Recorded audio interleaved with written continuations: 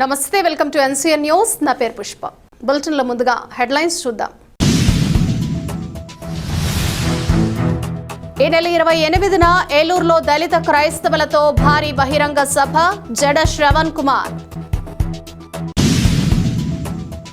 రాష్ట్రంలోని 1.10 కోట్ల మంది దళితులు, దళిత క్రైస్తవులను ఇబ్బంది పెడుతున్న శాసనసభ డిప్యూటీ స్పీకర్ రఘురామకృష్ణంరాజును ఆ పదవి నుంచి బర్తరఫ్ చేయాలని జై భీమ్రావ్ భారత్ పార్టీ వ్యవస్థాపక అధ్యక్షుడు జాడా శ్రీనివాస్ కుమార్ డిమాండ్ చేశారు. నిడదవోలు ముంగర రత్నమ్మ చర్చిలో దళిత సంఘాలు, దళిత క్రైస్తవ ప్రతినిధులతో నిర్వహించిన సమావేశంలో ఆయన ముఖ్య అతిథిగా పాల్గొన్నారు. ఈ సందర్భంగా విలేకరుల సమావేశంలో జడ శ్రావణ్ కుమార్ మాట్లాడుతూ రఘురామకృష్ణంరాజుకు అల్టిమేటం ఇవ్వడానికి, ప్రభుత్వ పెద్దలకు గుణపాఠం చెప్పడానికి ఈ నెల 28న ఏలూరులో 1,00,000 మంది దళితులు, దళిత క్రైస్తవులతో భారీ బహిరంగ సభను నిర్వహిస్తున్నామన్నారు. రాష్ట్రం నలుమూలల నుంచి దళితులు, దళిత క్రైస్తవులు తరలివచ్చి ఈ సభను విజయవంతం చేయాలని ఆయన విజ్ఞప్తి చేశారు. రఘురామకృష్ణంరాజు మత వ్యతిరేక శక్తిగా తయారయ్యారని శ్రావణ్ కుమార్ విమర్శించారు. రాజ్యాంగబద్ధమైన పదవిలో ఉంటూ రాష్ట్రంలోని 113 చర్చలను, చర్చలపై మైకులను తొలగించాలంటూ రఘురామకృష్ణంరాజు ఏ అధికారంతో డీజీపీకి లేఖ రాశారో చెప్పాలని ప్రశ్నించారు. తాను ఏ మతానికి, సంప్రదాయానికి వ్యతిరేకం కాదని శ్రావణ్ కుమార్ స్పష్టం చేశారు.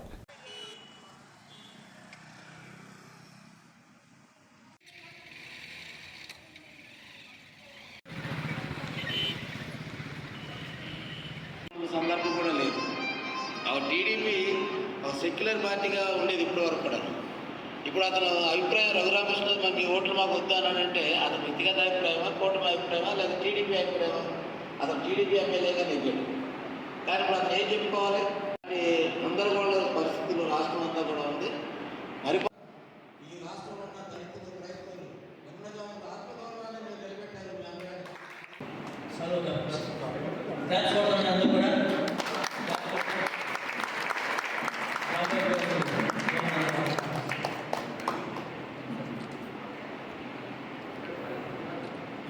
ఒకసారి సార్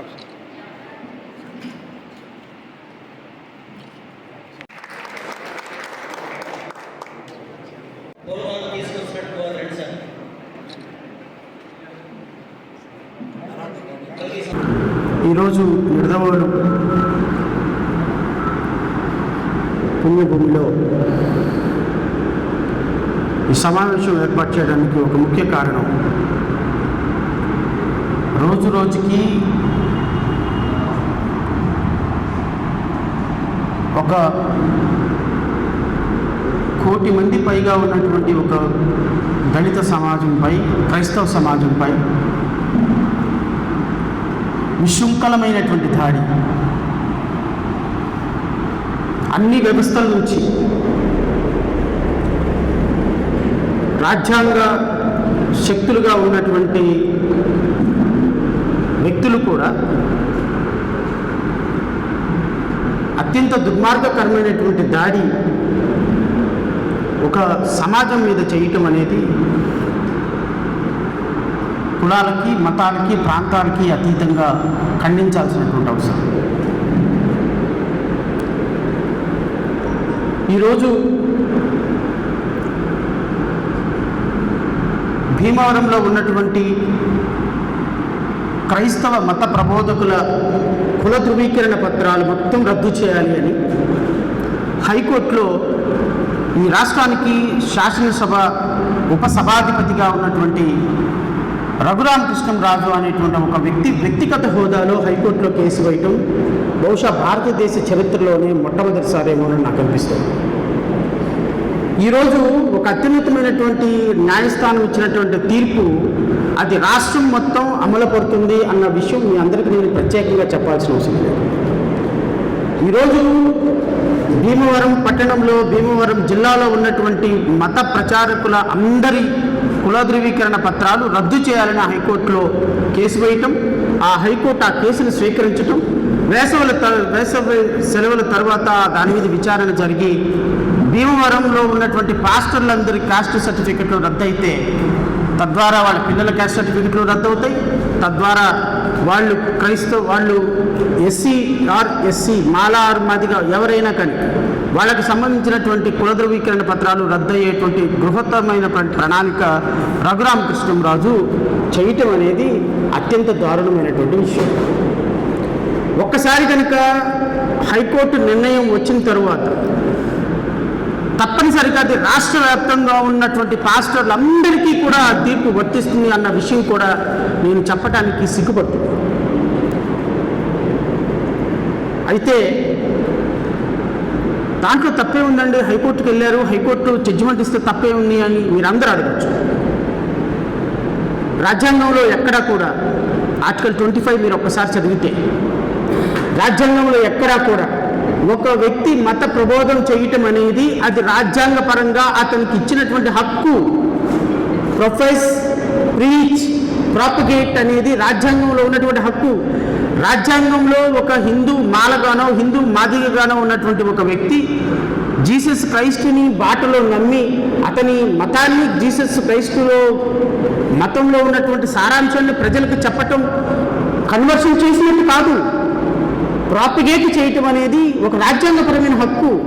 అది హిందూ మాలగా ఉండి కూడా నువ్వు చేయొచ్చు. కానీ రఘురామకృష్ణంరాజు ఒక రాజ్యాంగ వ్యతిరేక శక్తిగా తయారయ్యి కలెక్టర్లని, ఎస్పీలని, కమిషనర్లని కూర్చొని వాళ్ళ దగ్గర కూర్చొని వ్యక్తిగతంగా ఒక మతం మీద, ఒక మత ప్రచారకుల మీద చేస్తున్నటువంటి దాడిని ఖచ్చితంగా ఖండించటానికి ఇక్కడ కూర్చున్నాం. మేకుల దేవుడు అంటూ ఒక దేవుణ్ణి పట్టుకొని వెటకారంగా, తుస్కారంగా మాట్లాడుతుంటే ఎవరు మాట్లాడలేని పరిస్థితిలో ఉన్నారు. నేను ఏ మతానికి, సాంప్రదాయానికి వ్యతిరేకం కాదు, ఎవరిని అనుసరించడానికో అనుకరించడానికో రాలేదు. కానీ అల్టిమేట్గా ఆర్టికల్ 25 ప్రకారం ఈ దేశంలో వచ్చినటువంటి రాజ్యాంగపరమైనటువంటి హక్కుని, ప్రాథమిక హక్కుని కూలదొస్తుంటే మాట్లాడటానికి ఒక గొంతుక ఉండాలి, కలవటానికి ఒక గొంతుక ముందుకు రావాలి. ఈరోజు చర్చిల మీద దాడులు, చర్చి మైకుల మీద దాడులు, అనధికారికంగా చర్చిలకు ఉన్నటువంటి నోటీసులు వ్యక్తిగత హోదాలో అధికారులు చేయాల్సిన పని నువ్వెవరు చేయటానికి? అధికారులు ఇవ్వాల్సిన నోటీసులు నువ్వెవరు ఇవ్వటానికి? ఈరోజు భీమవరంలో ఉన్నటువంటి ప్రతి కుటుంబానికి వచ్చి అధికారులు, వీఆర్ఓలు మీరెక్కడున్నారు, మీరేం చేస్తున్నారు, మీ కాస్ట్ సర్టిఫికెట్లు ఏంటి, మీరు ఏ దేవుని పూజిస్తున్నారని ఇంట్లోకి జొరబడి ఫోటోలు తీసుకొని వెళ్ళే స్థాయికి వెళ్ళిపోతే ఈ దేశం పాకిస్తానా, భారతదేశం?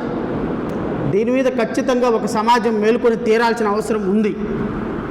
అందుకోసమనే ఈరోజు రాష్ట్ర వ్యాప్తంగా పర్యటన చేస్తున్నాను. జూన్ 28వ తారీఖున ఆంధ్రప్రదేశ్ రాష్ట్రంలో ఈ ప్రభుత్వానికి, ఈ రఘురామకృష్ణంరాజు చర్యలను సమర్థిస్తున్నటువంటి ప్రభుత్వ పెద్దలకి ఒక గుణపాఠం కావాలి. ఈ రాష్ట్రంలో దళిత క్రైస్తవ శంకారావు అనేటువంటి ఒక పేరు మీద ఏలూరులో ఒక బహిరంగ సభని ఏర్పాటు చేయడం జరిగింది. రాష్ట్రంలో ఉన్నటువంటి ప్రతి క్రైస్తవుడు, ప్రతి దళితుడు, ప్రతి బహుజనుడు, ప్రజాస్వామ్యం మీద నమ్మకం ఉన్న ప్రతి వ్యక్తి అక్కడ ఒక పొలికేక పెట్టాల్సినటువంటి సమయం ఆసన్నమైనది అని అయితే నేను ఈ సభ సాక్షిగా మీ అందరికీ తెలియజేస్తాను.